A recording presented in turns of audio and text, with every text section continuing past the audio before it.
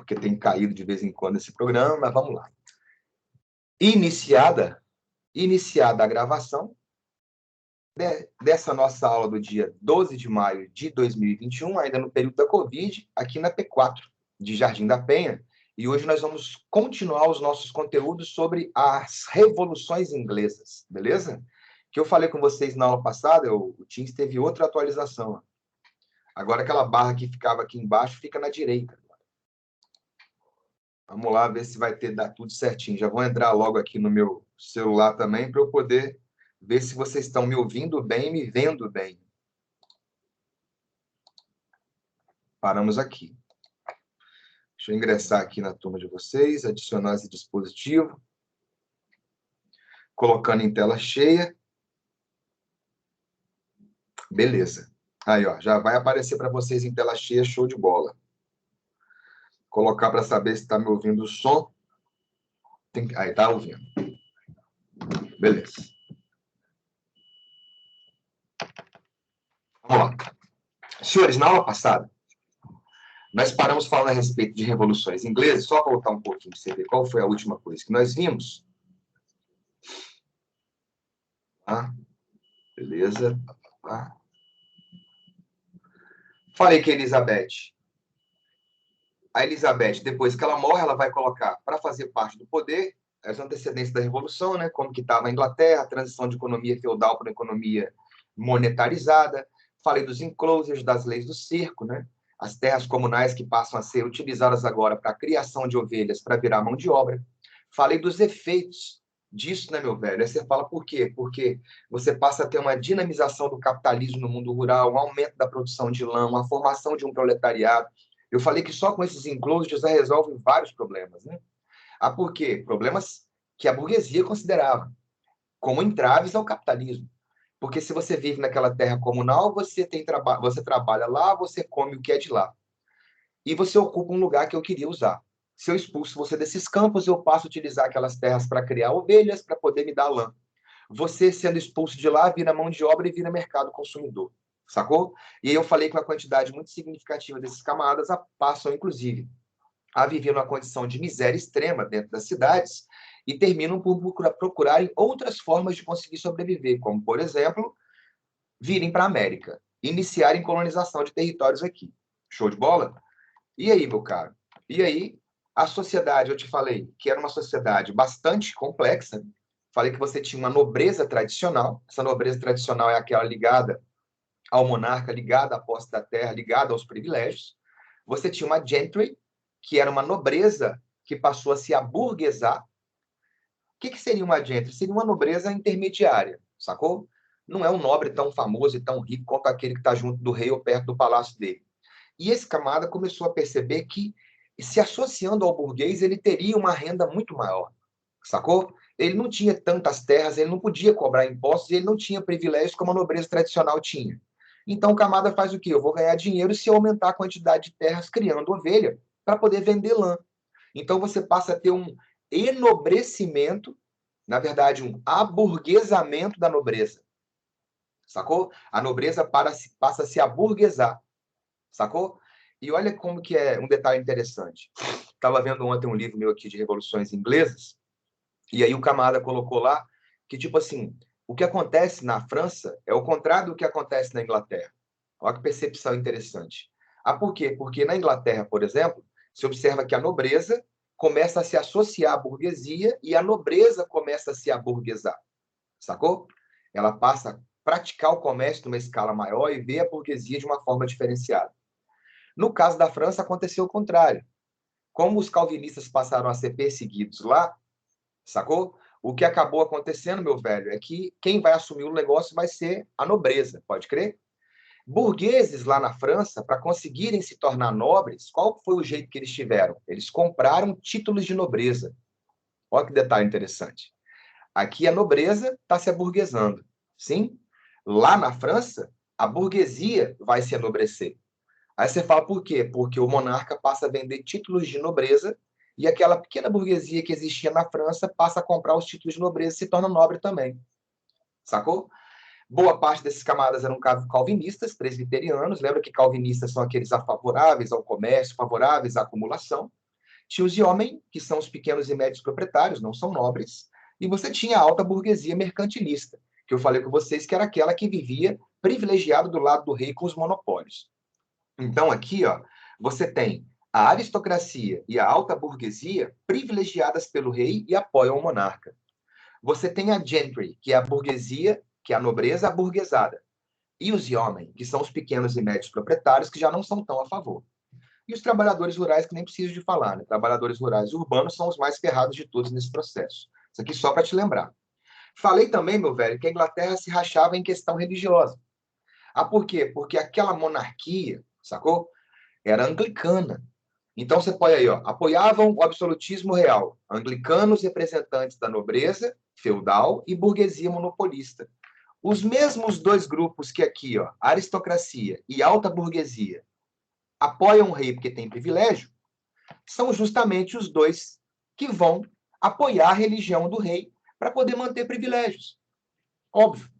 Inclusive, alguns católicos, poucos que existiam na Inglaterra, porque o ato de supremacia expulsou a Igreja Católica, mas com a Elizabeth fez a Lei dos 39 artigos.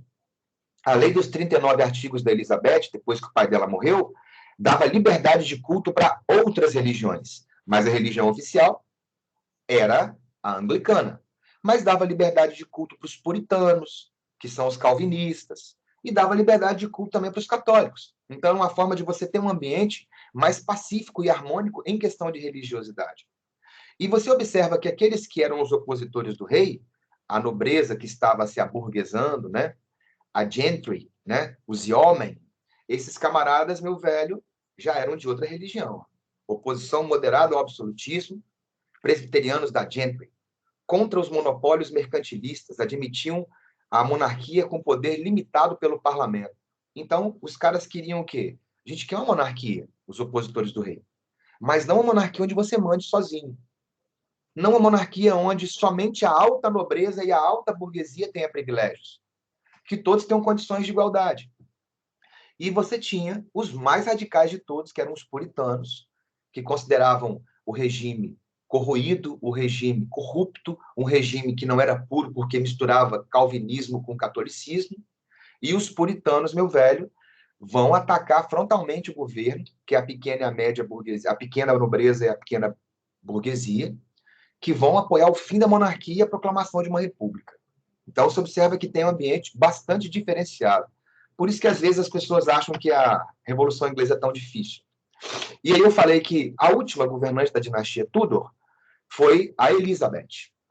E a Elizabeth morre sem deixar herdeiro, e ela coloca o primo dela, o James, ou Jaime, é o Jaime VI da Escócia, ou Jaime I da Inglaterra, para iniciar uma nova dinastia, se comprometendo a se manter anglicano e, meu camarada, a respeitar o parlamento e a Magna Carta, que é a Constituição que existe na Inglaterra desde o reinado do João Sem Terra, irmão do rei que morreu em batalha, o Ricardo Coração de Leão. Aí, para você ter uma leve ideia, olha que outro detalhe massa, né? O Ricardo Coração de Leão ele foi um dos reis dentro do absolutismo, aí só para você poder sacar. É uma especificidade, não é uma coisa para prova, mas para você ver como que as coisas se encaixam. O Ricardo Coração de Leão ele partiu para a Terceira Cruzada.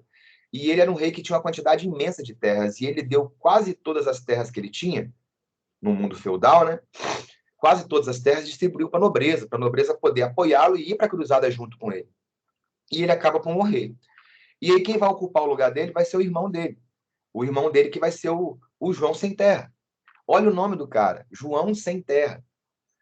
Um rei que não tem terra não tem poder. Por isso que ele vai ser obrigado a aceitar a Magna Carta. E o que, é que vai ser a Magna Carta? Vai ser a primeira base da Constituição da Inglaterra, que vai falar o seguinte, ó, vai existir um parlamento, que na época o pessoal chamava de Grande Câmara, sacou? Vai ter um parlamento, e você não pode criar lei nem imposto sem consultar o parlamento. Beleza? Você tem que consultar a nobreza, tem que consultar o clero. Sacou? Isso existe, então, desde tempos antigos da Inglaterra. Só que, quando o camarada fala assim, pô, mas a Inglaterra não chegou a ser absolutista, aí que tá a parada, velho. A prova que vocês fazem, as questões que vocês fazem sobre absolutismo, vocês acham que é o absolutismo de qual lugar? Quando você fala absolutismo na moral, é o francês. Lá Desde a dinastia dos Valois, a dinastia dos Bourbon, o camarada manda, mas manda mesmo. É teoria do direito divino dos reis, o Estado sou eu, tudo gira ao meu redor, eu sou o rei sol. No caso da Inglaterra, nós tivemos momentos com reis com mais poderes e momentos com reis com menos poderes. Mas nunca nenhum chegou a ter um poder acumulado tão forte quanto um Luís XIV, um Luís XV ou um Luís XVI da França. Nunca. Então, quase 100% das questões de vestibular que você vê sobre o mundo feudal, sobre absolutismo, são os tradicionais, e o tradicionais é o francês. Se você for ver, por exemplo, o feudalismo português é muito diferente. Aí você fala, o feudalismo português, por exemplo, doa as terras para os nobres em caráter não hereditário. Então, se você não acatar o que o rei quer, o rei pode tomar sua terra. Por isso que Portugal é o primeiro país que faz a centralização política e administrativa e sai da Idade Média para a Idade Moderna. Oh, pode crer. Sacou? E aí entrou o Jaime I, da dinastia Stuart, e esse camarada, meu velho, vai ter alguns problemas. Ah, por quê? Porque ele vai tentar governar com base na teoria do direito divino dos reis. Lembra que eu falei que ele se aproximou do catolicismo da Espanha? Você vai ver que os filhos dele vão se aproximar também desse catolicismo, mais da França ainda. E ele acaba por perseguir os puritanos que criticavam o governo dele. Tanto é que boa parte desses puritanos, eles vão vir para a Inglaterra, para o norte da Nova Inglaterra, para o norte das 13 colônias. Plymouth, sacou? Plymouth. Vão chegar lá no navio Mayflower. E aí os caras vão começar uma colonização na América do Norte. Observa, eles estão fugindo do rei. É outra parada. A primeira leva de imigração da Inglaterra para a América foi no governo da Elizabeth. Sacou? A maioria que vieram eram anglicanos, foram para o sul das 13 colônias. Sacou? Virgínia. Lá eram plantations de cana, tabaco, algodão. Ah. Já os puritanos, quando eles migram, eles não estão migrando porque o rei está mandando eles migrar. Eles estão migrando porque estão fugindo da morte. Eles não vão para o sul porque lá tem anglicanos, que eles não gostam. Então eles vão para onde? Para o atual nordeste dos Estados Unidos, norte das 13 colônias. E lá eles fundam. Ah, mas lá vai ser colônia de povoação. Não, eles vão explorar também. Tomar cuidado com isso aí, sacou? A forma de exploração que vai ser diferenciada, beleza? Então vamos ver aqui, tem uma dúvida aqui, ó. França sempre é. Existe monarquia absolutista menos centralizada que o francês, então? Não existe. Não existe. Por isso que tem aquela frase do Rei Sol, Estado sou eu. Ou o Rei Sol, tudo gira em torno dele. Não tem. O maior absolutismo europeu é francês. Já o maior absolutismo ou força de rei aqui na América é o da nossa monarquia, por causa do poder moderador. E aí falamos da revolta do Guy Fawkes, né? Show de bola, tentativa de acabar com todos de uma vez só. O camarada morre, né? E aí vai entrar meu velho filho dele, filho do Jaime, o Carlos I, e o Carlos I também vai acabar fazendo algumas coisinhas, né? Repressão política e religiosa, mantém perseguição aos opositores, e para ele conseguir ter o apoio, dele conseguir mandar muito, ele foi lá e restaurou algumas coisas, igual, por exemplo, ship money, que era o imposto que as áreas tinham que pagar para ter proteção da marinha. Isso desagrada muito a população, porque isso é a restauração de um imposto feudal, então eu estou voltando no tempo. E as perseguições religiosas passaram a ser ainda maiores, onde esses calvinistas passaram a migrar em massa da Inglaterra. O que acaba acontecendo? Devido às perseguições que ele faz e aos impostos que ele cobra sem consultar o parlamento não vai aprovar o que ele está fazendo, e ele simplesmente dissolve o parlamento, sacou? É a tal da longa noite dos 11 anos. Como assim a longa noite dos 11 anos? O Charles, ou Carlos I, fechou o parlamento e passou a governar. Nesses 11 anos, ele governa de forma absoluta, sacou? Mas é um período de 11 anos, sacou? Não é de uma dinastia inteira, igual dos Valois, igual dos Bourbons. E aí, eu falei que nessa tentativa de expandir o anglicanismo, ele acabou tentando forçar a barra, querendo que os escoceses, que os gauleses, que os irlandeses, que também se convertessem para o anglicanismo. E a maioria deles ou eram católicos ou eram calvinistas. Eles não vão se tornar anglicanos. O que vai acabar acontecendo é uma guerra civil.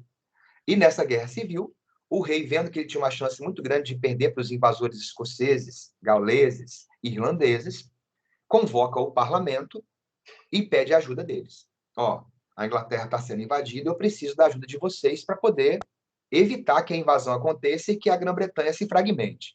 E aí o parlamento vai lá e fala, ó, a gente ajuda você, mas você vai ter que se comprometer a nunca mais fechar o parlamento. E você vai ter que acabar com esses impostos feudais que você criou, que deu privilégio para a nobreza tradicional. Acabar com esse chip money e mandar esses Strafor embora. Inclusive, eles pedem o seguinte, ó, não só queremos que mande embora, nós queremos a cabeça deles. E o Carlos vai fazer o quê? Ah, mas vocês me apoiam? Beleza. Ele vai lá e prende os dois e executa os dois, cara. Sacou? Recebe o apoio do parlamento, o parlamento dá o dinheiro para a galera, dá dinheiro para o rei vai lá e consegue vencer a guerra. Beleza? Só que assim que o rei vence a guerra, que ele acaba com a guerra civil, ele dissolve o parlamento de novo. E os caras falam assim, mas, pô, e aí que eu parei na aula passada? Aí os caras falam assim, pô, mas você acabou de fazer uma promessa de que você não poderia criar lei nem imposto sem consultar o parlamento. Você acabou de fazer uma promessa de que você nunca mais fecharia o parlamento. Você fez uma promessa que a Magna Carta é suprema. Você não pode passar por cima dela. Não pode criar lei nem criar imposto sem consultar o parlamento. E aí ele começou a continuar a fazer isso. A oposição do parlamento se eleva novamente contra ele, tentando diminuir o poder do rei. O rei vai lá e fecha. Começa a prender os principais opositores, sacou os principais opositores do governo dele e fecha o parlamento de novo. E aí, nesse momento, nós temos a primeira etapa da Revolução para tentar derrubar o rei, feito pelo próprio parlamento, que vai ser a Revolução Puritana. Envolveu as forças do rei, exército de cavaleiros e as forças do parlamento, que eram os cabeças redondas. Então, observa só. De um lado, você tinha os cavaleiros, que era a nobreza anglicana e católica, também chamada de knights, sacou? Eram os nobres que apoiavam o rei, os cavaleiros. E você tinha os roundheads, que são os cabeças redondas, porque os nobres, eles normalmente usavam perucas, né? Então o cabelo, se não tivesse peruca, nobre tinha cabelo longo. Já as populações mais pobres, elas não tinham dinheiro para ter peruca e muito menos meio de dar conta de um cabelo longo que precisa de mais cuidados, né? Então usavam o cabelo baixo, mais ou menos igual o meu agora. Então seriam os roundheads, sacou? Os cabeças redondas. Quem seriam esses caras? Todos aqueles que não são alta nobreza e nem a alta burguesia. Todos aqueles que não são anglicanos e nem católicos. O resto. E o resto é quem? Presbiterianos, calvinistas, puritanos, nobreza burguesada, a gentry, os homens, sacou? Os trabalhadores rurais e urbanos, todo mundo. E aí? E entre os cabeças redondas, nós temos um líder que se chamava Oliver Cromwell. E esse camarada, membro da gentry, ou seja, daquela nobreza aburguesada, sacou? Vai chefiar o exército do parlamento. E olha um detalhe interessante. Não sei se vocês se lembram, mas lá no começo do ano, a gente falando sobre Roma, ainda nas aulas presenciais, eu falei com vocês que a fase das ditaduras, e eu falei do tio do Júlio César, que era o general Mário. E eu falei que o general Mário, ele profissionalizou o exército romano, ele passou a treinar as tropas do exército para se tornarem não só camponeses, mas soldados de verdade em campo de batalha, armou essas tropas, sacou? E deu a tal da meritocracia. Se você se destacasse em campo de batalha, você poderia crescer na carreira militar. Não tem mais esse negócio igual era num tabuleiro de xadrez. Você vê só, né, que até o tabuleiro de xadrez ele representa a colocação de cada um no campo de batalha, né? Nas guerras dessa época, quem é que vai na frente de batalha? Os mais pobres, os trabalhadores rurais, os trabalhadores urbanos, que são os peões. É a famosa bucha de canhão, são os primeiros que vão morrer. Quem fica para trás? Os cavaleiros, o bispo, o rei e a rainha, as torres. Ou seja, até no jogo de xadrez, a pobreza fica na frente, é a primeira que vai para o espaço e a categoria mais importante fica atrás protegida e com muito mais possibilidade de movimentos. Olha como que isso é massa, né? E aí, velho, baseado nas guerras dessas épocas aí. O que o Oliver Cromwell faz não é nada diferente daquilo que o general Mário fez lá no mundo romano. Os soldados, que eram pequenos e médios proprietários rurais, alistados voluntariamente, sacou? Tinham que levar seu armamento, levar sua munição. E aqueles pobres que não tinham, eles tinham que conseguir através de que jeito? Todo mundo que estava junto, que tinha mais de uma arma, tinha que dar para os caras. Sacou? Se você quer lutar por causa própria, você tem que levar o que é seu. Se você não tiver o que é seu, eu vou ter que arrumar para você poder lutar. E com um detalhe: se você se destacar em campo de batalha, você pode subir na carreira militar e ter uma patente elevadíssima. Então, o critério de promoção baseava-se exclusivamente na eficiência militar, no mérito, na capacidade individual. Então, são tropas que passam a ser mais bem treinadas, melhor armadas e que lutam por conta própria, lutam pela vontade de garantir uma modificação da própria vida. Você não está lutando porque alguém mandou. Você está lutando para você poder ter direito. Você está lutando para você poder participar politicamente. Você está lutando para você poder limitar os abusos de um rei. Daí se forma esse exército do parlamento, que é o tal dos Roundhead, dos cabeças redondas, baseado no New Model Army, o novo modelo de exército. Treinamento, equipamento e mérito. Lutam por conta e por vontade própria. Beleza? E aí, o que vai acabar acontecendo é a vitória das forças do parlamento sobre as tropas do rei. E um detalhe, né? O rei foge. Carlos I, vendo que ele perdeu a guerra, ele foge. E ele foge para onde? Foge para a Escócia. Aí você fala assim, onde não é porque é da Escócia? Ele é da Escócia. O pai dele é da Escócia. Pô, mas ele não fez uma invasão na Escócia agorinha mesmo e tentou fazer a Escócia se tornar anglicana? Pois é, aí a ideia dele foi assim, vou fugir para um lugar onde ninguém vai imaginar que eu vou fugir. Fugiu para a Escócia. Claro que vão reconhecê-lo, ele vai ser preso, sacou? Os escoceses vão exigir um resgate, tipo assim, ó, nós prendemos o rei. Se vocês quiserem o rei para poder julgá-lo e condená-lo, a gente entrega, mas vão ter que pagar um resgate. Ah, por quê? Porque se vocês não pagarem o resgate, quem vai julgar e quem vai condenar somos nós, os escoceses. E aí? E aí, é claro, o exército do parlamento é inglês, vai falar, não, a gente paga, traz o cara. E para provar uma parada, ele não é iluminado por Deus. Deus não interveio em favor dele. Ele é controlado por nós e pela Magna Carta e pelo parlamento. E a prova disso é que o parlamento vai decapitar esse cara. E isso é um assombro na Europa. Aí você fala, por quê? Porque você imagina a ideia de se decapitar um monarca absolutista de direito divino. Se ele é um representante de Deus na Terra, se ele seria esclarecido pelo próprio Deus, olha o que está acontecendo com ele agora. O que o parlamento está querendo passar, o que a Inglaterra está querendo passar não é representante de Deus. Não é iluminado por Deus. E prova disso que Deus não vai intervir para ele ser salvo. Nós vamos decapitar o cara. Na machadada. Sacou?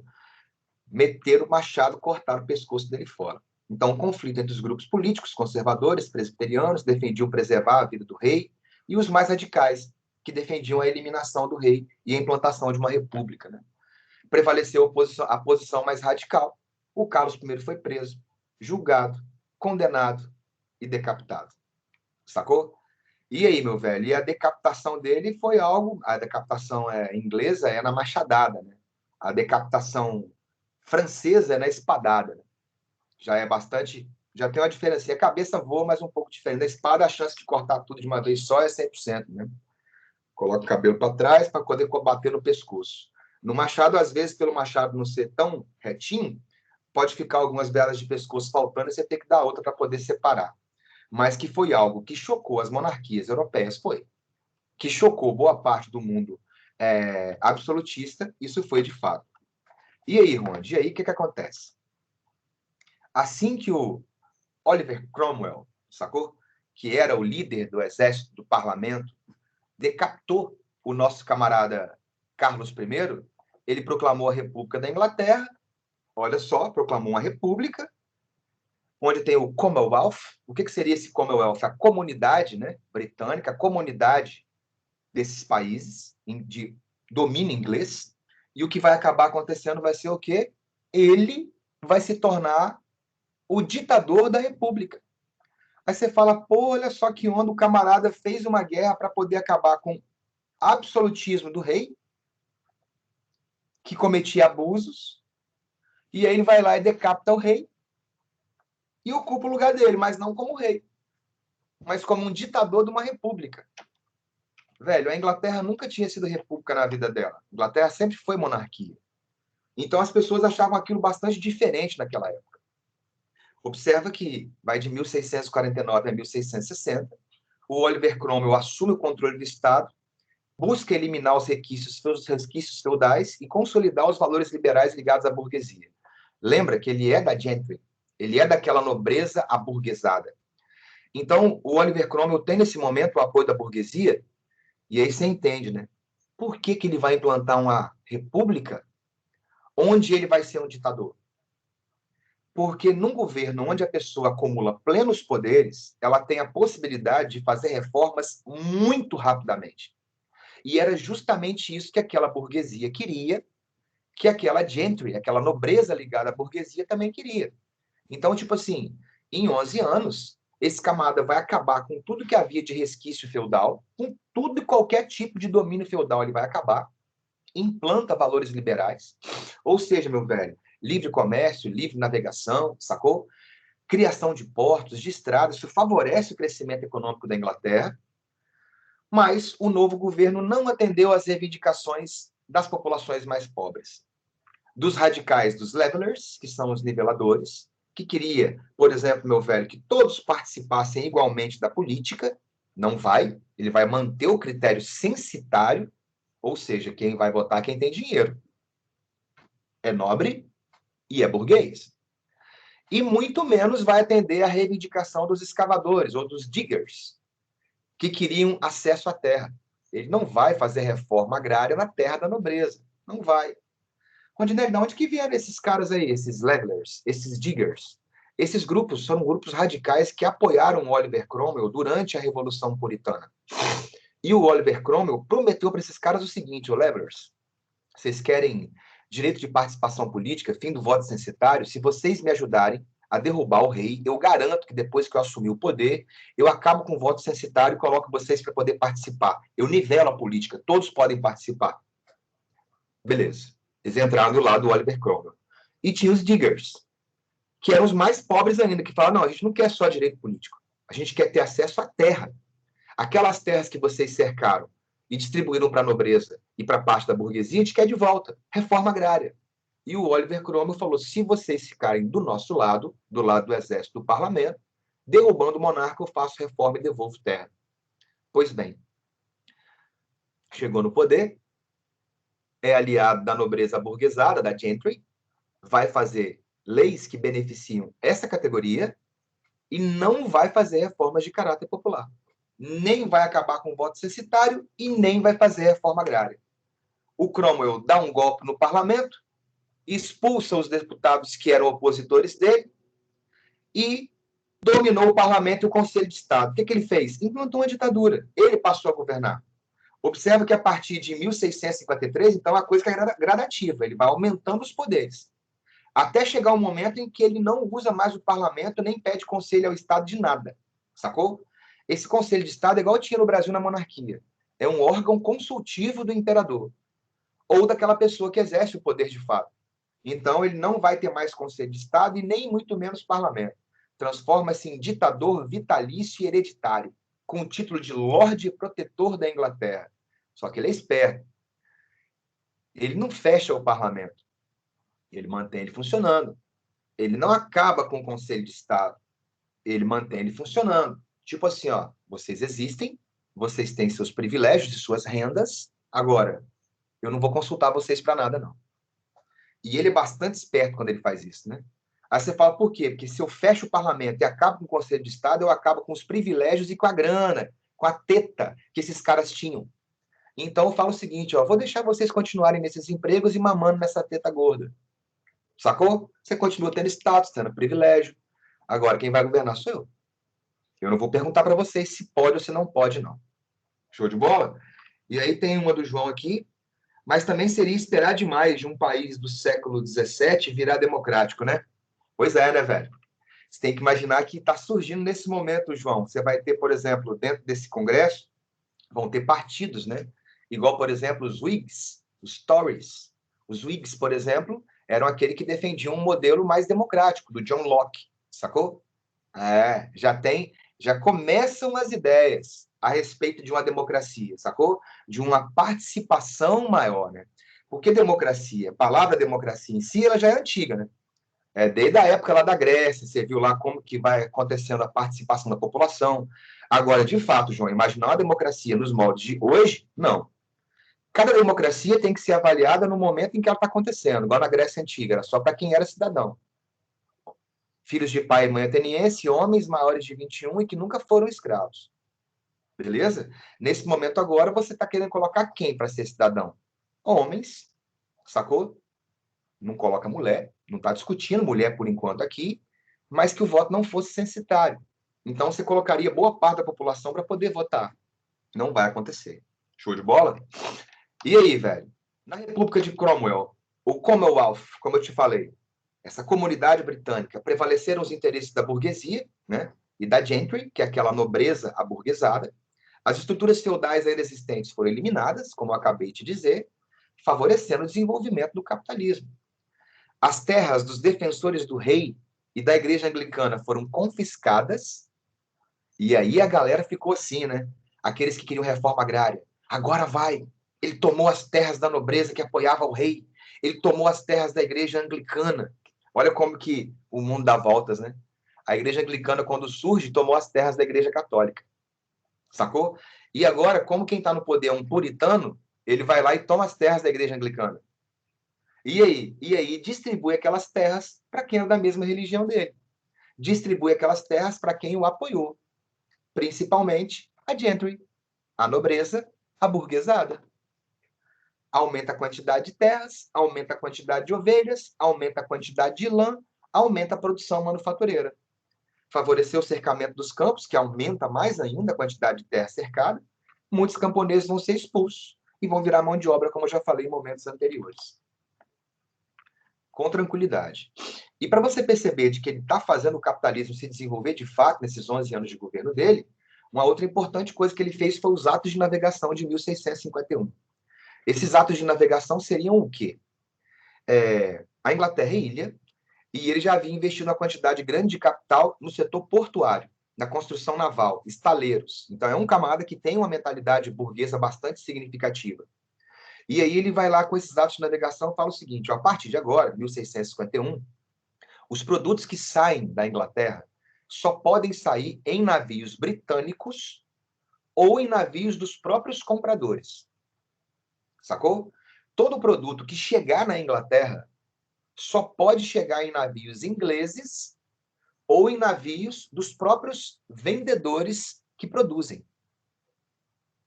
Quando eu faço isso, eu estou acabando com os intermediários. Por exemplo, a Holanda vivia do mercantilismo comercial. Era muito comum a Holanda ir até a Inglaterra, comprar os produtos ingleses, transportar para outras áreas do mundo e vender. Ela tinha até uma companhia que fazia isso, a Companhia de Comércio das Índias Ocidentais, que abastecia a América. Companhia de Comércio das Índias Orientais, que abastecia a África e a Ásia. Inclusive, a Companhia de Comércio das Índias Ocidentais, que invadiu o Brasil. Invadiu o Brasil na Bahia e depois invadiu o Brasil no Pernambuco. Ah, não é o governo holandês, não, não. É uma companhia de comércio holandesa com apoio do governo da Holanda. Não é o governo que está fazendo a invasão, igual muita gente imagina. E aí? E aí, todos esses caras que são atravessadores iriam acabar. Cana-de-açúcar. Ou a Inglaterra tinha que vir aqui buscar a cana, e é claro, o navio dela vindo já traria produtos para vender aqui e já voltaria com a cana, ou o Brasil deveria ele mesmo levar a cana-de-açúcar lá. O Brasil tinha navio para levar a cana-de-açúcar lá? Não. Ah, então quem levava? Quem levava era a Holanda. Não pode mais. Então, os produtos que saem e entram na Inglaterra só podem sair ou entrar em navios britânicos ou dos próprios produtores. Sacou? Se você quiser ir à Inglaterra para comprar um produto, você pode, mas tem que ter um navio seu.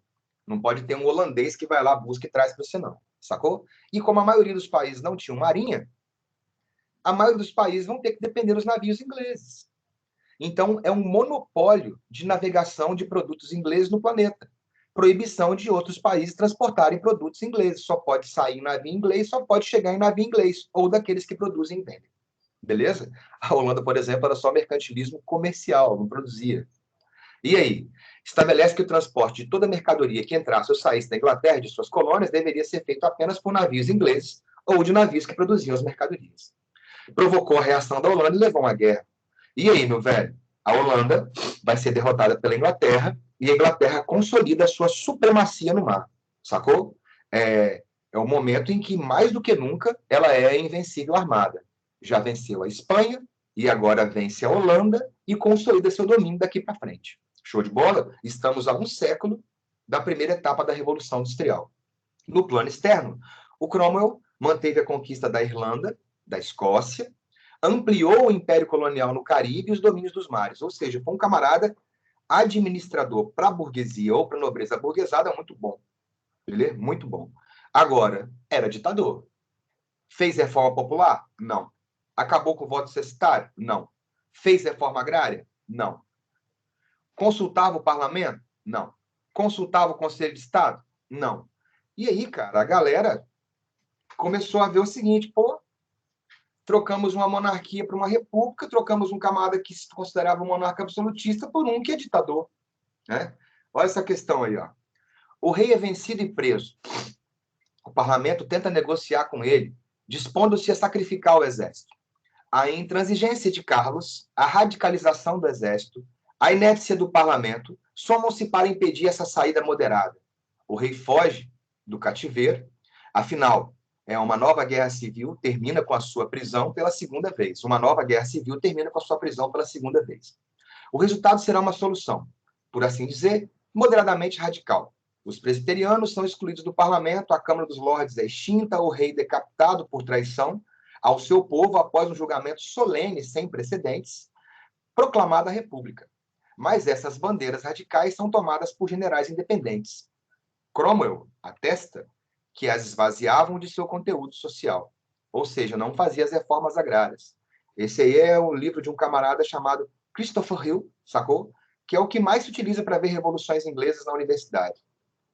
O texto faz menção a um dos acontecimentos mais importantes da Europa do século XVII, que foi a Revolução Puritana. Observa que são 7 anos de guerra civil, né?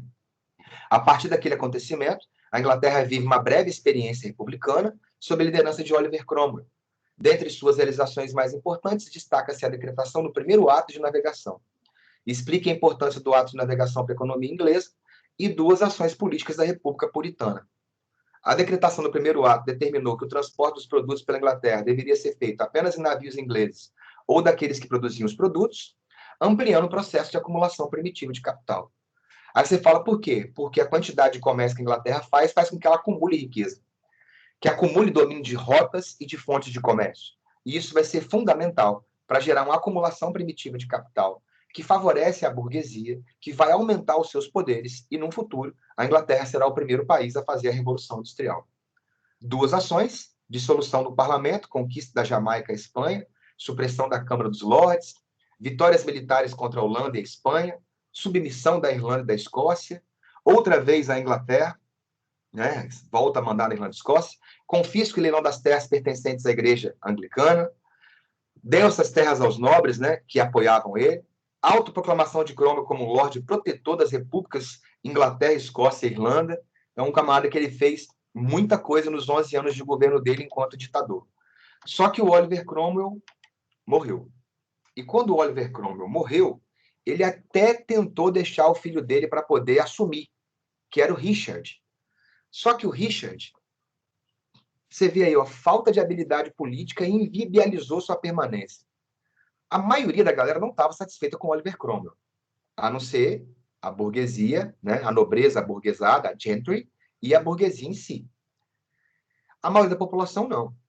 E muito menos tinham se acostumado com a ideia de uma república. Aquilo era um negócio que não cabia na cabeça da população da Inglaterra, porque ela foi durante séculos e séculos e séculos monarquia, e é uma monarquia até os dias de hoje. O conservadorismo com relação à monarquia na Inglaterra é algo esplendoroso. Eu não sei se vocês já viram alguma cerimônia de início de ano, quando o parlamento vai iniciar os trabalhos, né? Então, o rei ou a rainha são convocados. É interessante porque, tipo assim, quando a rainha chega, né? Todo ano acontece isso. O parlamento está lá, Câmara dos Lordes, Câmara dos Comuns, né? E o pessoal debate, né, vigorosamente mesmo, pá. E aí a rainha da Inglaterra, ela a porta do parlamento fechada, né?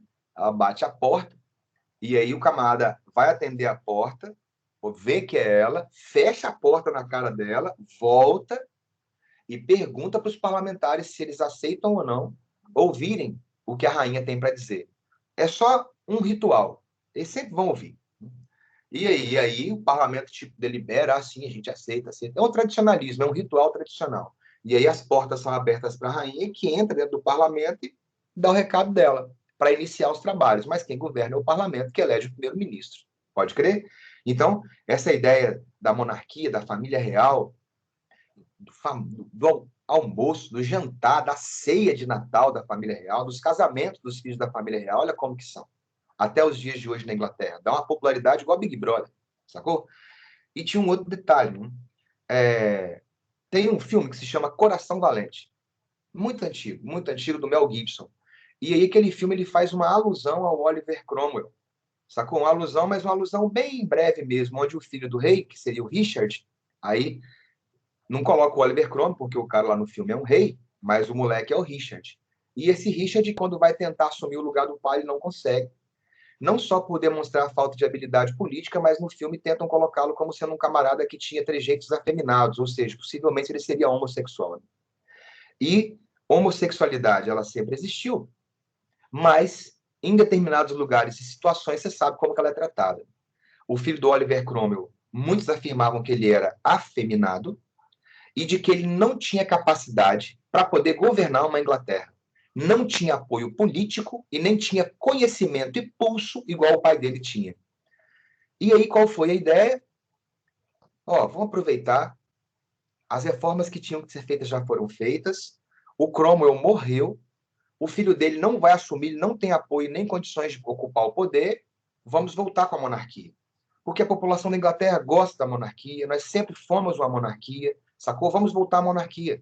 Vamos restaurar a nossa monarquia. Mas uma monarquia onde o rei respeite a Magna Carta. Onde ele só crie leis ou impostos consultando o parlamento. A população vai apoiar, e de fato apoiou, sacou? Aí tá aí, ó, grupos conservadores, temendo o radicalismo, né, vão promover a restauração da dinastia Stuart.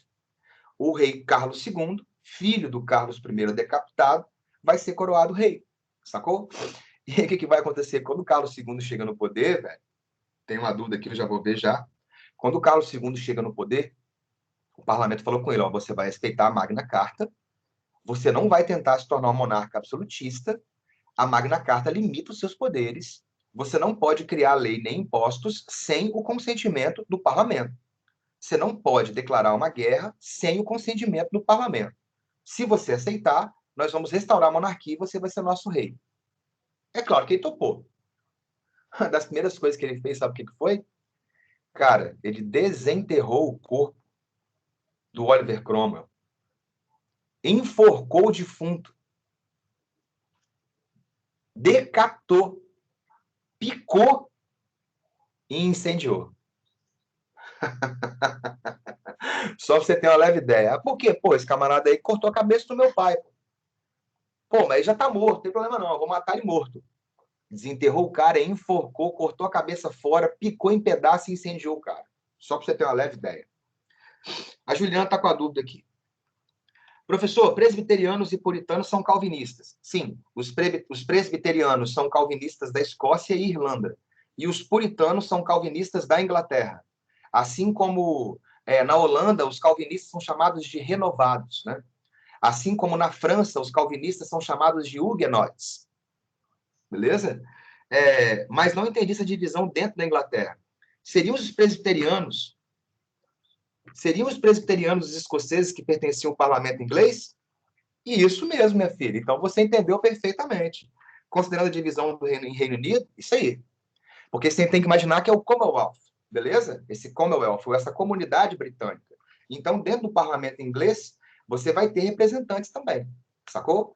Existem várias decisões que são tomadas em conjunto. Show de bola?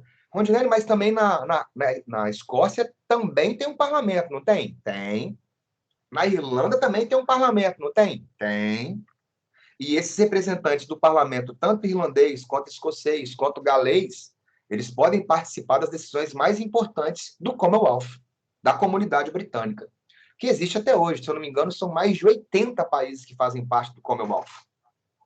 beleza? É uma comunidade comercial gigantesca, né? Que liga os países de língua britânica. Se eu não me engano, eu acho que tem Ruanda e tem um outro país lá que não são de língua britânica que fazem parte. E aí nós temos, meu velho, a imagem do Carlos II, né? Eu vou te falar que é bastante interessante essa imagem, né? Olha o Carlos II, o que ele está segurando nas duas mãos. Olha aí, tranquilo, Ju. Olha o que ele está segurando. Olha o cabeleira do cara com um bigodinho, parecendo com o meu aí, ó. Esse camarada, ele passou boa parte da vida dele na França, sacou? Os filhos do rei decapitado, né? Os filhos do Carlos I, muitos tinham medo de que os filhos dele pudessem ser perseguidos, sacou? E aí boa parte desses meninos passaram uma vida quase inteira na monarquia francesa. Então você vai ver que as roupas, o cabelo, sacou? A ideia de segurar essa massa, essa bola na mão, sacou? Você observa que é um globo e tem uma cruz em cima, não sei se você consegue sacar. Essa massa, que é esse globo com essa cruz, representa o poder religioso que ele tem, sacou? Normalmente quem usava essa massa era o Papa, né? O poder religioso que ele tinha a nível global. Agora é ele que está colocando na mão dele. E o cetro, que é o poder do rei de fato, da força do uso do exército, do poder político, sacou? Ele está tirando uma imagem como se fosse um monarca absolutista francês. Até as roupas, até o jeito do que tudo é feito. Então você vai ver que esses caras sendo criados na França, quando eles vão ocupar o trono agora na Inglaterra, vai haver uma tentativa. E olha o que você está vendo aí, ó. Ele vai governar de 1660 a 1675, o Charles II. Acontece a restauração da monarquia, ele assume o trono e promete tolerância religiosa e respeito ao parlamento. Reestabelece a Câmara dos Lordes, né? O parlamento volta a funcionar completo, né? Que havia sido dissolvido pelo Oliver Cromwell, a parte que tem Câmara dos Lordes e Câmara dos Comuns. Lembra que a Câmara dos Lordes ficavam aqueles mais ligados ao rei. Esses aí vão ser fechados. E lembra que a Câmara dos Comuns eram aqueles classe média, mais ligados ao Oliver Cromwell. Eles mantêm. E aí, olha o que acontece embaixo. Aproximação do Luís XIV com o rei Sol da França. Busca de recursos financeiros. E esses recursos financeiros são para quê? Para recuperar a economia inglesa? A guerra já havia acabado há tempos, né? Essa grana era para poder investir na França, investir na Inglaterra, desculpa, mas para poder aumentar os poderes do próprio rei. De que forma? Vamos lá ver. Primeiro, liberdade de culto aos católicos. Ó, então você me dá dinheiro e eu garanto que os católicos terão liberdade plena de culto lá. Lembra que o pai dele foi um dos que perseguiu esses católicos aí. Isso vai causar indignação no parlamento. Esse parlamento é de maioria anglicana. Ele é de maioria anglicana. Quando o camarada vai lá, meu velho, e passa a dar liberdade para os católicos e se aproxima da França, o pessoal já começa a olhar torto para ele, sacou? E aí, o que acontece? Esse camarada morre, sacou? Quando ele morre, quem acaba ocupando o lugar dele vai ser o irmão dele. Irmão dele o Jaime II, é irmão dele. O Jaime II é defensor também do absolutismo de direito divino, e esse camarada vai tentar enfrentar o parlamento. Então, os dois filhos do Carlos I, tanto o Carlos II quanto o Jaime II, tentaram se impor como monarcas absolutistas. Sacou? Tentaram se impor acima do parlamento ou se aproximar da França. E toda vez que isso acontecia, ou os caras eram afastados ou eles morriam. Sacou? Então, o Carlos I, deixou o filho dele, o Carlos II, ocupou o poder, termina o mandato dele com a morte dele, quem vai entrar vai ser o irmão, o Jaime, que vai governar de 1665 a 1688. Pouquinho tempo, né, Ronde? Por quê? Porque esse camarada quis dar um golpe, velho. Você pode ver que o irmão dele ficou a quantidade de tempo, ó, 25 anos. Ah, por quê? Porque, pelo menos, ele afirmou que não ia dissolver mais o parlamento e nem tentar se tornar absolutista. Mas acabou por se aproximar da França e acabou por dar liberdade de culto aos católicos. Quem entra vai ser o irmão dele. O irmão dele também foi criado lá na França. Defensor do absolutismo de direito divino, ele começa a enfrentar o parlamento. Se você for ver essa época aí que ele está governando, é a época do auge do absolutismo francês.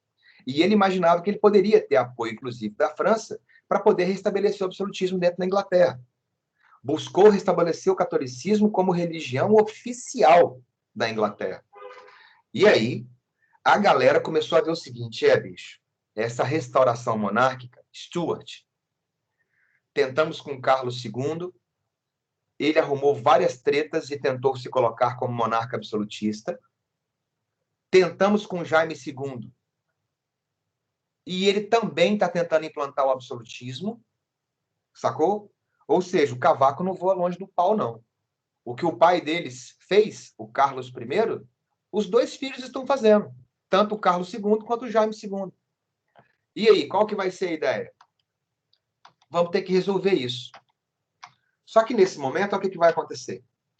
Na época, o parlamento, que era dividido em Whigs e Tories, mas não precisa ser esse cara aprofundando nessas especificidades, só para você ter uma leve ideia de que os Tories eram os conservadores e os Whigs eram mais liberais. Os Whigs, por exemplo, meu velho, tinham como um camarada bastante importante, expoente fundamental. Essas duas aulas são do Ronde? Estão perguntando aí. São do Ronde. Falando nisso, até que horas vai minha aula mesmo? Vai de 7h50 a 8h40 e de 8h40 vai até 9h30. Show de bola. É isso aí. Muito obrigado. E o que vai acabar acontecendo? Ó, antes que esses caras tenham o apoio da monarquia absolutista francesa, antes que eles consigam recursos ou tropas para poderem tentar um golpe mais radical, vamos aproveitar esse momento que eles estão ainda debilitados no poder e vamos fazer a tal da Revolução Gloriosa ou da Revolução Incruenta.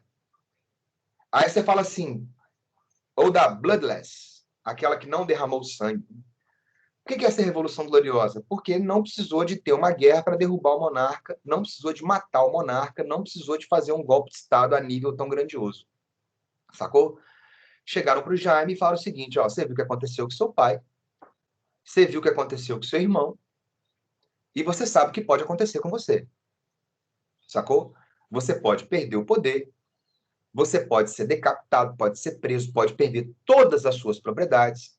Vamos fazer o seguinte, Jaime, isso aí principalmente ideia do John Locke, né? Nós vamos manter a monarquia, sacou? Nós vamos manter a monarquia, porém, não é você que vai governar, não. Ah, por quê? Porque você está tentando implantar o absolutismo e o catolicismo. E se você tentar isso, vai rolar uma guerra de novo. E nessa guerra que vai acontecer, o parlamento forte como está agora e você fraco como está agora, não vai dar tempo de você receber apoio da França. Você vai ser decapitado igual seu pai foi. E a sua família pode perder todos os direitos e privilégios de ser uma família real. Se você aceitar, você vai abdicar o poder em nome da sua filha, a Marie Stuart, sacou? Que era casada com um príncipe holandês, o Guilherme d'Orange, e a sua família continua como sendo a família real. Mas você não vai mandar mais, não. Ou você aceita isso, ou nós vamos para o vamos ver. E aí, como eu te disse, o Jaime, sem ter apoio real dentro da Inglaterra, de ninguém, basicamente, quase, né? Implantar absolutismo, implantar catolicismo, os caras não vão aceitar. Sem ter, de fato, o apoio que pudesse a França mandar nesse momento para a Inglaterra. Poderia vir ou não. Os riscos que se correram eram muito grandes. O que ele faz? O parlamento, então, articulou a entrega do trono a Marie Stuart, casado com Guilherme d'Orange, e o rei não vai reagir, vai deixar o país e vai seguir para onde? Olha lá, para a França, com uma pensão riquíssima, que dava para ele passar como rei de fato, meu velho, o resto da vida dele. Sacou? O Guilherme e a Maria vão assumir o trono sem qualquer resistência. E aí nós temos mais uma vitória do parlamento sobre o absolutismo. Nós temos a implantação de uma monarquia parlamentar.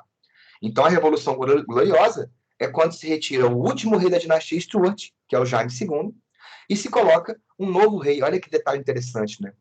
Aí você fala, por quê? Porque os caras falam assim, pô, mano, mas vamos colocar um holandês para governar, velho? Velho, a Inglaterra já teve escocês governando, já teve irlandês governando, já teve galês governando. Então, não importa muito da onde que você é. Nesses casos que eu acabei de citar, você faz parte da Grã-Bretanha, do Commonwealth, beleza? Da comunidade britânica. Então, não tinha muito problema. Não importa de onde você é, importa se você vai respeitar a Magna Carta ou não. Sacou? Aí, outro detalhe, querendo ou não, boa parte desses monarcas são aparentados. Vão se casar uns com os outros. Esse Guilherme d'Orange, por exemplo, de monarquia holandesa, sacou? Qual sangue que vai predominar aí? Dinastia Stuart, porque a menina que é a filha do rei. Então não importa se você fez da Holanda, da Escócia, da Irlanda. Importa se você vai acatar a Magna Carta e se você vai acatar o próximo documento que o parlamento vai fazer agora. E qual vai ser esse próximo documento? Importantíssimo. Esse cai um montão de prova. The Bill of Rights, a Declaração de Direitos. Observa que essa Declaração de Direitos aqui, meu velho, essa Declaração de Direitos é de 1689. Beleza? Você não pode confundir esse Bill of Rights com o Bill of Rights, que é a Declaração dos Direitos lá das 13 colônias, em 1776. Então tem dois Bill of Rights? Tem. Esse de 1689 é o da Inglaterra. Sacou? E o de 1776 é o que declara a independência dos Estados Unidos, a Declaração de Direitos deles. Assim como tem vários tratados de Versalhes. O que você mais conhece é o de 1919, do fim da Primeira Guerra. Mas você tem o Tratado de Versalhes de 1871, da Guerra Franco-Prussiana. E mais um monte. Sacou? Então tem que saber também o período. Tem que saber o período. Aqui nós estamos em 1689. Nós estamos no final do século XVII. Show de bola? O que esse Bill of Rights fez? Primeiro, aumento de tributos deveriam ser submetidos ao parlamento. Igual já estava na Magna Carta, é confirmada no Bill of Rights. Impedimento do rei recrutar e manter exército sem aprovação do parlamento. Ou seja, quem vai liderar as tropas, o rei não é chefe supremo do exército na Inglaterra. Quem é o chefe supremo do exército na Inglaterra é o primeiro-ministro, que é escolhido pelo parlamento. E até para o primeiro-ministro poder ter acesso ao exército, o parlamento tem que aprovar. Sabe para que é isso? Você coloca as Forças Armadas tendo o poder de domínio sobre elas do legislativo. Porque se o executivo tem possibilidade de ser o chefe supremo das Forças Armadas, igual, por exemplo, é hoje no Brasil, chefe supremo das Forças Armadas do Brasil, Bolsonaro. O chefe da Polícia Militar é o governador do estado do Espírito Santo, no nosso estado, é claro. E da Guarda Municipal, o prefeito. É o executivo, em nível municipal, estadual e federal, que manda. Mas hoje, é claro, tem limitações para esse uso aí, óbvio, né? Na época, os caras que tinham domínio das Forças Armadas, muitas das vezes utilizavam para poder dar golpes e aplicarem absolutismo. Agora, essa posição fica quase anulada. As eleições dos deputados ao parlamento devem ser livres, sacou? Ou seja, acabou a ideia de voto censitário. Os discursos feitos nos debates no parlamento não devem ser examinados em nenhuma corte, nem em outro lugar, a não ser pelo próprio parlamento. Por isso que você vê, então, os debates acalorados, né? Então quer dizer que esse negócio aí não pode ser examinado em nenhuma corte? Não, tem esse negócio não. O cara vai xingar o outro mesmo. Ele tem um direito à palavra, à oratória, estando no púlpito. Ele pode mandar brasa. Inclusive, você vê, tem alguns camaradas aí, eu estava vendo, não sei se era... Que camarada que eu não sei se ele é japonês, se ele é índio, se ele é coreano. Aquele Kim Kataguiri. É um nome bastante diferenciado aí. E esse camarada, ele, na eleição que nós tivemos passada, ele foi bastante pró-Bolsonaro, a do MBL, e hoje ele é um camarada, meu velho, que ele é um franco atirador do governo do Bolsonaro. Inclusive, se você observar, toda vez que ele começa o discurso dele, ele já começa xingando o cara, falando que ele é corrupto, ladrão, miliciano, isso e aquilo, e fala assim, me processa. Me processa que eu vou para a justiça e vou falar por que você é isso, isso e isso. Ele só fala isso numa condição dessa, de liberdade de palavra de uso ao público. Mas ele pode ser enquadrado em falta de decoro. Vamos ver se isso vai para frente ou não. Mas camarada xinga o outro e fala isso e aquilo, e que às vezes eles se exacerbam, isso é verdade. Confirma o anglicanismo como religião oficial e tem tolerância aos demais cultos, né? Lembrando que quem é a chefe da religião anglicana na Inglaterra até os dias de hoje é a milenar Elizabeth. Show de bola? E aí, Ronde? E garantia das liberdades individuais pelo Estado. Quais seriam as garantias das liberdades individuais que o John Locke vai escrever? O cara que escreve o Bill of Rights, a boa parte dele é o John Locke. Por isso que o John Locke é visto como o pai do iluminismo. Aí você fala por quê? Porque ele vai defender a liberdade de expressão, o livre trânsito, o direito de resistir à tirania, de que o Estado deveria existir para garantir os direitos inalienáveis do indivíduo: direito à vida, direito à liberdade, direito à propriedade. E lá nos Estados Unidos eles vão acrescentar uma quarta que vai ser a busca pela felicidade. Boa parte disso que o nosso camarada John Locke coloca no Bill of Rights é base da próxima matéria que a gente vai começar a ver agora, do iluminismo. Ele faz na prática. Ele cria, ele escreve, ele aplica, ele implementa. Ele é um exemplo diferenciado. O John Locke é aquele camarada que fala, ó, de fato o rei governa porque o povo concedeu o poder para ele. Mas se o rei não garantir os direitos inalienáveis dos indivíduos, esse governo pode ser derrubado pelo povo. O povo tem o direito de resistir à tirania. Para quem não sabe, um direito inalienável é um direito intransferível. Então, por exemplo, a liberdade é um direito inalienável. Não tem como você transferir a sua liberdade para alguém. A vida é um direito inalienável. Não tem como você transferir a sua vida para outra pessoa. Agora, quando ele fala da propriedade, ele dá uma forçada, né? A propriedade é inalienável e sagrada, sacou? Ah, mas por que ele vai colocar isso? Porque a propriedade, ela pode ser transferida, né, cara? Você pode comprar, você pode vender, você pode tomar, você pode doar. Mas por que ele coloca isso, então, de que ela é inviolável e sagrada? Porque esse movimento é um movimento de base burguesa. Ah, então vai colocar coisas que defendem o patrimônio burguês. Com toda certeza. Sacou? E aí, dúvida, tranquilo? Questãozinha da UVV, ó. Os membros da Câmara dos Comuns declaram, desde logo, o seguinte: que é ilegal a faculdade que se atribui à autoridade real para suspender as leis ou o seu cumprimento. Que, do mesmo modo, é ilegal a faculdade que se atribui à autoridade real para dispensar as leis ou o seu cumprimento, como anteriormente tem se verificado, por meio de uma usurpação notória. Então, você não pode, meu camarada, criar uma lei ou suspender uma lei sem, meu velho, consultar o parlamento. O trecho supracitado refere-se à Declaração dos Direitos Inglesa de 1679, conhecida como Bill of Rights. Considerando esse documento e sua importância histórica, é possível concluir que a Bill of Rights, de 1679, tá vendo? O cara coloca a data, para quê? Para você sacar que não é a Bill of Rights estadunidense. E aí, meu velho? Submetia a monarquia inglesa ao parlamento e, a partir de então, todas as leis dependeriam da aprovação desse parlamento.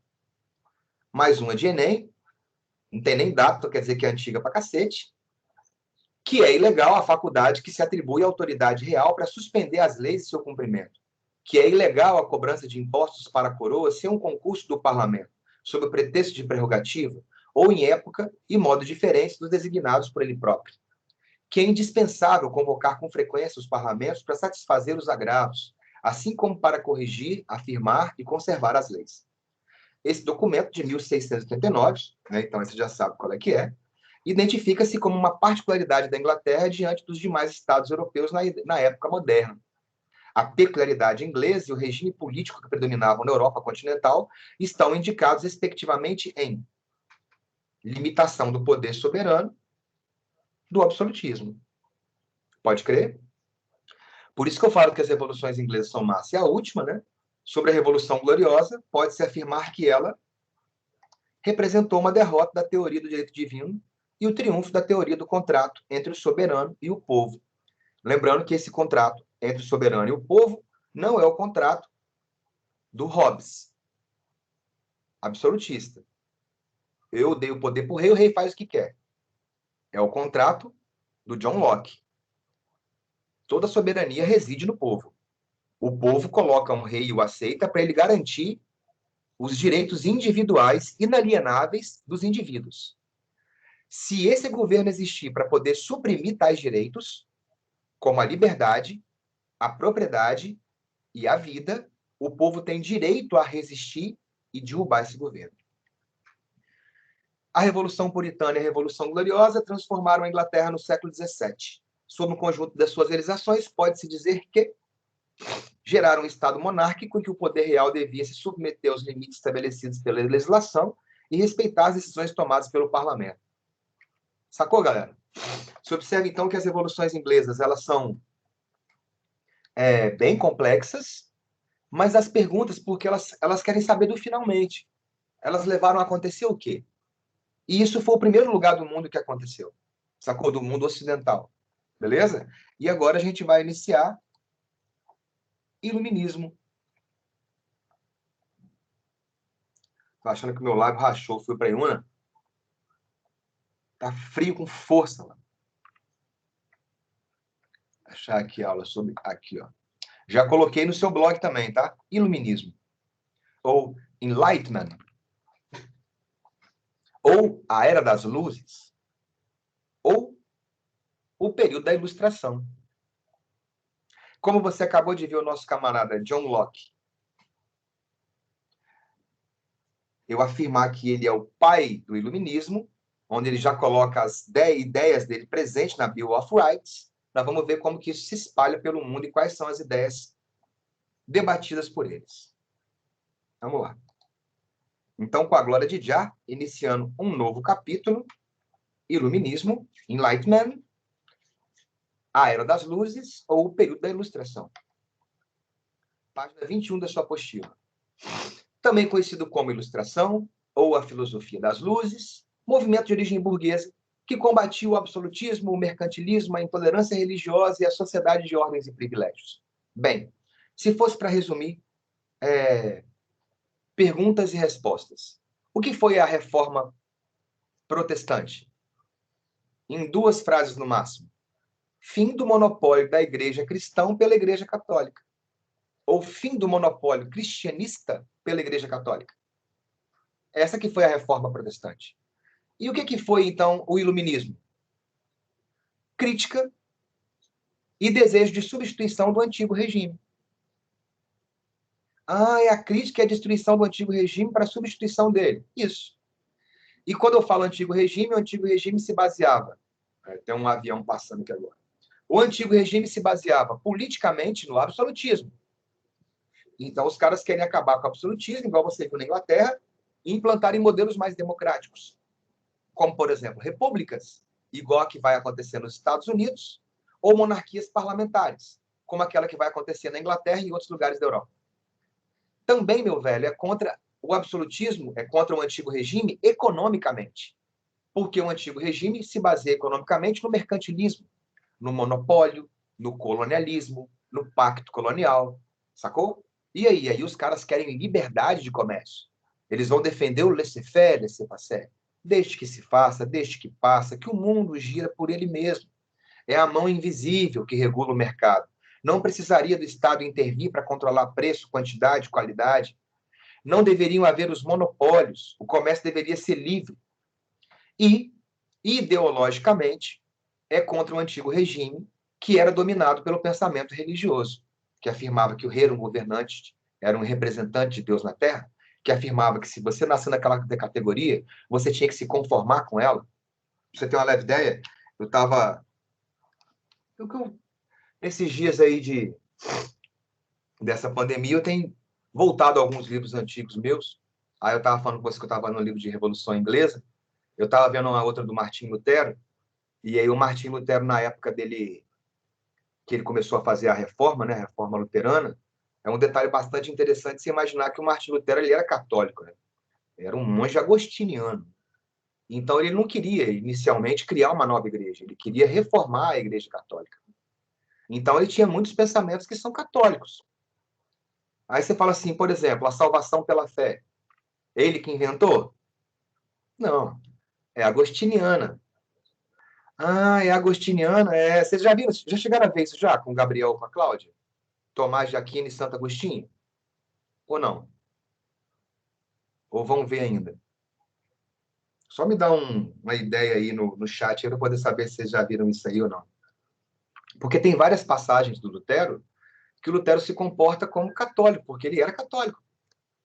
Sacou? Inclusive, ele só vai criar uma nova religião a partir do momento que a Igreja Católica excomunga ele. E não aceita fazer a reforma em 95 coisas. Inclusive, ele morre sem ver a igreja dele ter liberdade de culto.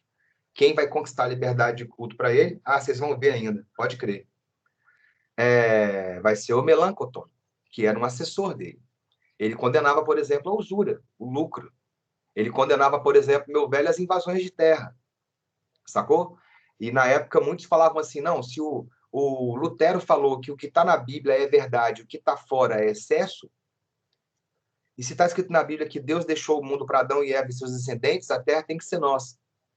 E aí a galera passou a invadir terra, igual, por exemplo, o movimento do Thomas Munzer, sacou? E aí, velho? E aí ele falou que todos os invasores e saqueadores são pragas que devem ser eliminadas da terra. Sacou? Mandou passar o cerol na galera. Mas, enfim, vocês vão ver ainda essa parte da filosofia, porque essa parte ficou para a filosofia de igreja medieval. Esse pensamento do São Tomás de Aquino e do nosso camarada Santo Agostinho. Mas só para você não poder ficar viajando muito, né? Porque a Igreja Católica naquela época ela passava também por problemas de ordem interna, não só de nicolaísmo, simonia, venda de indulgência, mas também qual orientação deveria ser seguida dentro da própria Igreja. Né? Você imagina, por exemplo, que o São Tomás de Aquino ele falava a respeito da liberdade, do livre-arbítrio, né? De que Deus deu para a gente o livre-arbítrio. Isso, Tomás de Aquino. Então, você poderia escolher fazer o bem ou fazer o mal. E isso só era permitido a nós, seres humanos. Os animais, não. Um cachorro, se você o ameaçar incessantemente, ele vai acabar por te morder. E o ser humano, ele poderia ter a possibilidade de não reagir, mesmo ameaçado ou coagido ao extremo. Então, você pode ter a capacidade de escolher o que é bom ou o que é ruim. E aí ele vai e fala o seguinte, mas e se eu cometer pecado ao longo da vida? Aí quer dizer que eu não vou para o céu? Aí depende. Porque se você se arrepender de coração, você vai conseguir ter a indulgência, ter o perdão, sacou? Mas se você se arrependeu de coração, então, nunca mais vai fazer aquilo, de fato você se sentiu mal, de fato você está se perdoando, está triste com aquilo, você não faz aquilo mais, você se arrependeu de fato, aí você pode ser salvo, sacou? Mas você vai passar um período no purgatório, sacou? Para poder purificar, para purgar sua alma para você ir para o céu. Então, eram necessárias as indulgências, né? Alguém contratar uma missa para rezar para você no purgatório, para poder retirar sua alma mais rapidamente do purgatório e te levar para o céu. Então, de acordo com São Tomás de Aquino, você é salvo pelas suas ações, pelo que você faz aqui na Terra, sacou? E pelas suas obras, sacou? O que você faz para a igreja, sacou? Você está realmente se confessando? Você está ajudando aqueles que já morreram a sair do purgatório? Então, quando você contrata uma missa, quando você contrata uma, uma missa em latim para poder rezar por aquele que está no purgatório para ir para o céu. Então, tem uma crítica de um outro religioso católico, que vai ser o Santo Agostinho. O Santo Agostinho ele vai falar o seguinte, pô, esse negócio não está certo. Ah, por quê? Porque às vezes tem pessoas que elas vão acreditar em Deus, só que algumas têm mais dinheiro do que as outras. Então, quer dizer, então, que se ambas cometeram pecados e foram parar no purgatório, quer dizer, então, que o cara que tem mais dinheiro, por conseguir mais indulgências, por conseguir mais missas, mais pedidos de orações, ele vai sair do purgatório primeiro para ir para o céu, do que aquele que é desprovido de propriedade, sacou? Então, para o nosso camarada São Tomás de Aquino, você tem o livre-arbítrio e a salvação é pelas obras, pelas suas ações. Já o Santo Agostinho, e aqui eu estou falando só de base bem leve, tá, galera? Porque eu não sou teólogo, e longe de mim de ser um teólogo, porque o camarada tem que estudar anos e anos da vida dele para conseguir chegar a ter um aprofundamento em cima disso. Mas só para poder fechar aquele pensamento lá da reforma, que vocês vão ver ainda com a Cláudia ou com o Gabriel, não sei quem dá lá para vocês de filosofia. O Santo Agostinho, ele falava o seguinte, ele acreditava na predestinação, velho. Só que não pode confundir a predestinação do Santo Agostinho com a do Calvino. A do Agostinho é primeiro. E o que é a predestinação do Santo Agostinho? Olha essa onda, velho. Ele fala o seguinte, todos já estamos salvos. Como assim todos já estamos salvos? Todos tivemos a graça de serem salvos. Aí você fala, mas como? Quando Jesus Cristo foi crucificado na cruz pelos homens, havia uma possibilidade ali de Deus acabar com a humanidade pela segunda vez. Deus Pai. E aí, Jesus teria dito: Pai, perdoai-vos, porque eles não sabem o que fazem. Sacou? O meu sacrifício servirá para o perdão e salvação deles. Então, nesse momento, o mundo não foi extinto por um segundo dilúvio ou um segundo extermínio pela morte do próprio Jesus Cristo. A morte dele fez com que Deus desse a graça à humanidade. Ou seja, ele morreu para salvar a humanidade. A humanidade, na visão do Santo Agostinho, já é salva. Ué, então como que eu vou para o céu? Pela fé que você tem nessa história que eu acabei de contar. Ah, caraca! É massa, né? Quer dizer, então, que a humanidade já é salva. É. E se você crê, se você tem fé, que ele fez isso para você ser salvo, você vai andar de acordo com o que ele disse para você. Sacou? Então, aqueles que não têm fé não serão salvos. Sacou? Porque vão cometer ilicitudes que não aquelas que Deus prometeu para você. Aí, Rondinelli, e aí não vão ser salvos porque eles podem ir para o purgatório. Sacou? Mas se lá tiverem, tem a possibilidade de ir para o céu ainda. Você só não vai sair do purgatório e ir para o céu se você cometer um pecado capital. E depois, se você tiver curiosidade, dá uma olhadinha nos pecados capitais que você vai ver quais são. Caraca, você vai ter que passar um tempão no purgatório. E se arrepender profundamente. Adultério, masturbação, aborto, genocídio, estupro. Esses são os mais fortes. Todos esses são pecados capitais. Mas tem um monte, tá? Depois você vai lá que você vai ver qual é que é. Masturbação, adultério, fornicação. Sabe o que é? É você ter relações sexuais antes do casamento. Pecado capital. Uhum. Já não vou para o céu direto. Não. Mesmo eu me arrependendo com todo o meu vigor, mesmo, você vai ter que passar pelo dano que você causou por um processo de purificação para poder ir para o céu. Claro, se você for um católico. E os católicos acreditam em purgatório. Beleza? Então, aquela salvação pela fé, ela já é algo que existia dentro da igreja da linha agostiniana. Sacou? E o nosso camarada Lutero, ele era um monge de qual ordem? Agostiniana. Caraca, ó como que uma coisa amarra na outra. Pode crer, Ronde. É isso aí, velho. Mas vamos lá.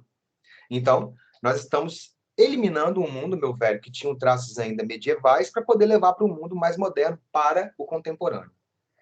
Proposta de uma sociedade pautada nos valores liberais, na economia, na política, e você vai ver também na sociedade.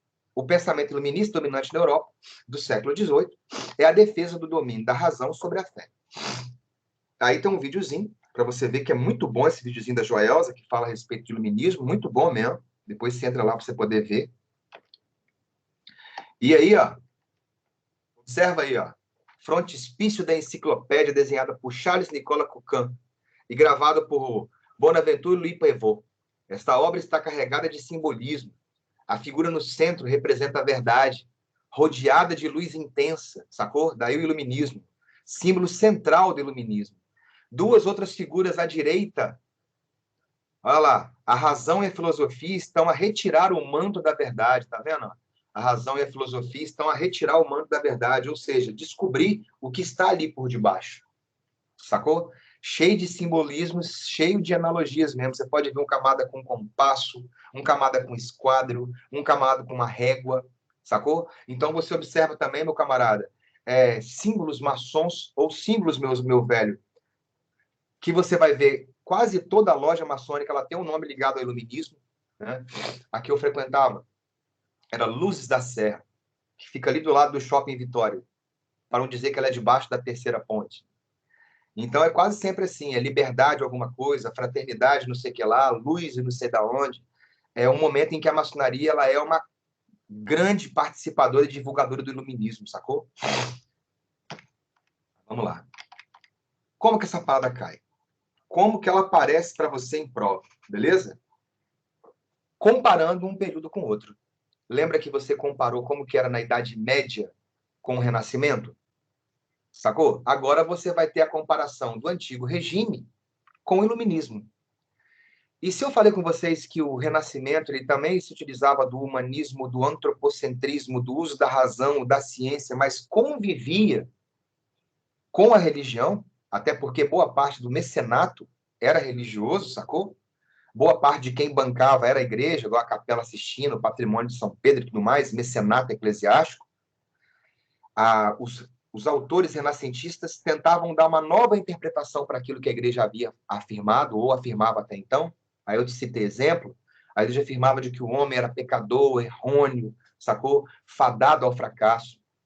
E aí vem o renascentista e fala, não, mas se ele foi feito à imagem e semelhança do Criador, ele é capaz de ser próspero, ele é capaz de ser positivo, ele é capaz de ser criador, de ser perfeito e de melhorar. O iluminismo é filho do renascimento, só que ele é mais radical. Mais radical por quê? Porque ele é anticlerical. Tem uma frase iluminista que fala, o homem só será livre quando o último rei morrer enforcado nas tripas do último papa. Então, quando eu acabar com o domínio papal e quando eu acabar com o domínio do monarca, o homem vai ser livre. Sacou? Vamos às comparações. No antigo regime, nós temos o absolutismo de base política. A soberania reside na vontade do rei, livre interpretador dos costumes gerais predominantes. O que ele fala é regra. Já no iluminismo, nós temos o liberalismo político, o contrato social, aquele que eu falei do John Locke. Sacou? Determina os limites dos poderes do governante e consagra os direitos naturais do homem, aqueles direitos inalienáveis. E quais seriam os direitos inalienáveis? Direito à vida, à liberdade, à propriedade. Beleza? Economicamente, o mercantilismo, o Estado intervém constantemente na economia, considerando monopólios, privilégios, colocando tarifas, taxas, quem pode, quem não pode, pacto colonial. Aqui não. No iluminismo e o laissez-faire, liberalismo econômico, restrição ao intervencionismo do Estado na economia, considerando que a economia deve ser regulada por suas leis naturais. E quais seriam as leis naturais da economia, Rondinelli? Livre iniciativa, lei de oferta e procura, livre cambismo, livre concorrência. Os produtos serão mais caros se eles faltarem no mercado. Eles serão mais baratos se eles tiverem grande quantidade no mercado. Você tem no antigo regime uma sociedade de ordens, aqueles que têm privilégios que não têm, aquela em que a própria lei e a tradição reconhecem privilégios de alguns, como do clero da nobreza, que não pagavam impostos e recebiam pensões, e não de outros, como a burguesia e o povo, que não tinha privilégio e pagavam todos os impostos. E você tem numa sociedade iluminista, uma sociedade de classes, aquela que a diferença entre os grupos seja determinada por critérios econômicos, mas eles são iguais socialmente, juridicamente, na verdade. Sacou? Porque lá no antigo regime, você não é igual nem em categorias sociais e nem economicamente, e nem juridicamente. Aqui no iluminismo, não. No iluminismo, os caras aceitam que tem categorias diferentes, que tem classes diferentes. Povo, burguês, nobre, clero, mas todas essas categorias têm que viver numa mesma base jurídica. A lei tem que ser igual para todos. Observa que eles não estão colocando igualdade econômica. Sacou? Aí você fala, por quê? Porque esse movimento é um movimento burguês. Se ele prega igualdade econômica, quer dizer que o povo também tem que ter dinheiro igual as outras categorias têm. Sacou? Então eu falo assim, não. Existe cada classe é cada classe. Você pode ter a grana de cada classe. Você luta por isso, corre atrás, é livre iniciativa, você vai ter seu dinheiro. Agora, não pode ter privilégio de um obedecer à lei e o outro não. Todos vão ter a mesma lei. Agora, igualdade econômica é livre iniciativa, corre atrás do seu. Sacou? Porque se ela fala igualdade econômica, deveria prever reforma agrária, distribuição de riqueza. E esse pensamento mais ligado ao socialismo, ele ainda vai surgir. Beleza? No antigo regime, clericalismo, imposição e intolerância religiosa, utilizada pelos reis para poder perseguir seus inimigos políticos, sacou? Então, é essa religião, a religião do rei, a religião do povo. E você tem no iluminismo, tipo assim, Boa parte dos teóricos iluministas são anticlericais, sacou? Mas, para você viver numa sociedade mais harmônica, é necessário que você tolere, sacou? Então, muitos vão ser ateus, muitos vão querer criticar e falar que tem que acabar com a religião, que ela é um mal, sacou? Mas outros vão falar que ela é um mal necessário. Como assim um mal necessário? Ela não pode ser radical, mas ela deve existir porque ela serve como uma limitadora quase que inconsciente do que as pessoas podem ou não podem fazer. É a famosa história do pecado, sacou? Contestação a qualquer forma de repressão religiosa.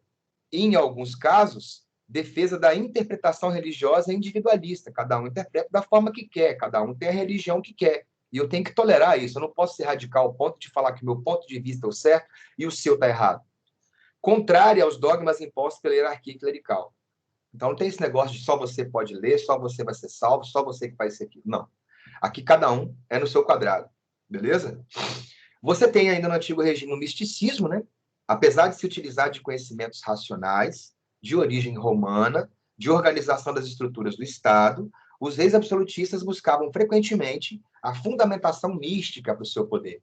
A ideia da teoria do direito divino dos reis, né? De que Deus deu poder para o rei na terra, de que o rei toca e já é curado. E aqui você tem uma base racionalista, condenação de qualquer argumento que não perpasse pela experiência objetiva ou científica ou lógica. Não vão fundamentar coisa com base em ideias que as pessoas acham que é, mas na verdade não é.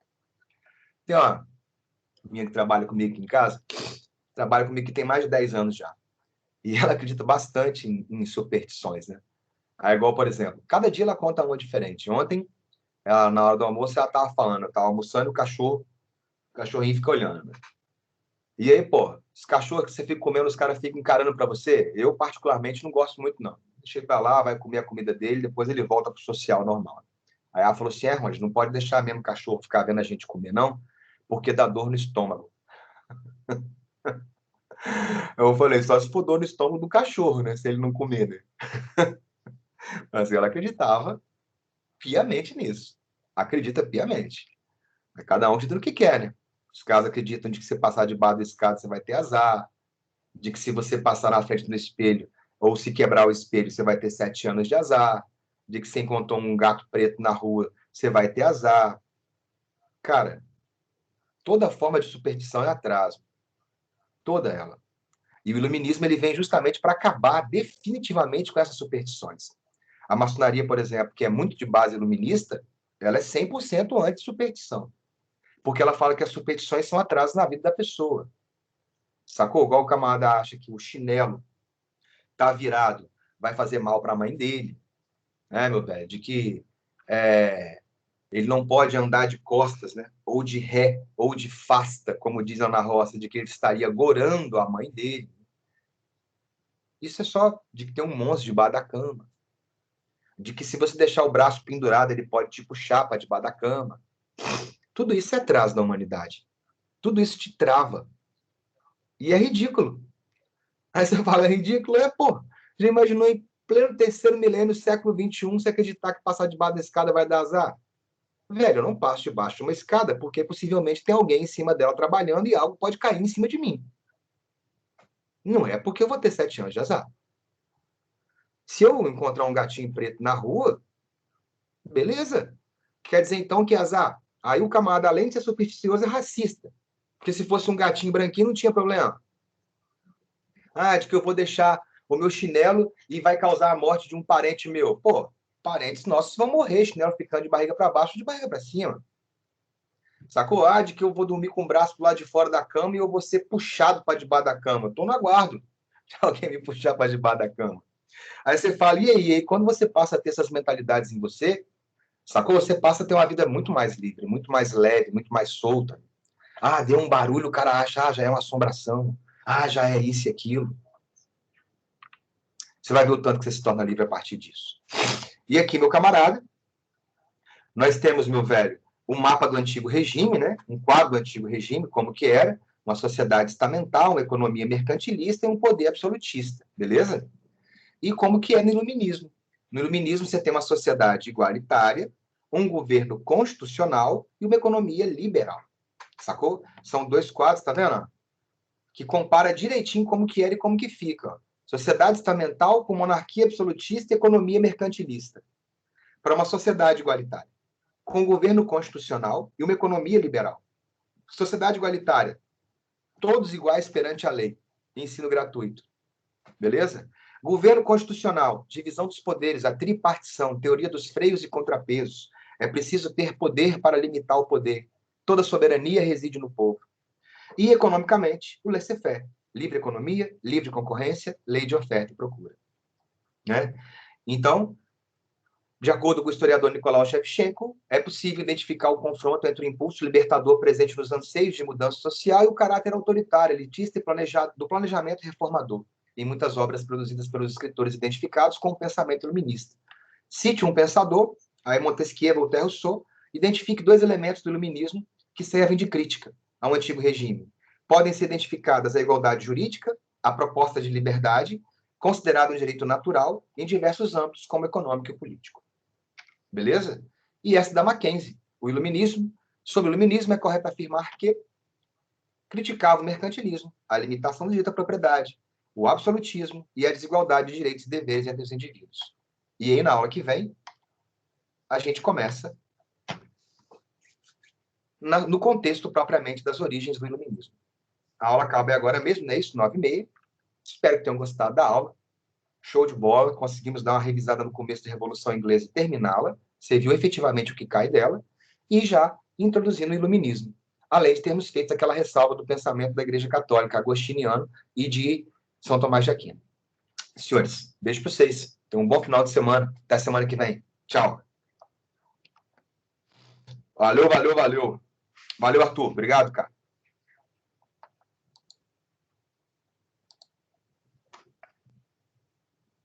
Vamos parar a nossa gravação. Viu? Não teve nenhum momento que eu acho, né? Que travou a nossa gravação. Valeu, galera. Já vou começar a baixar.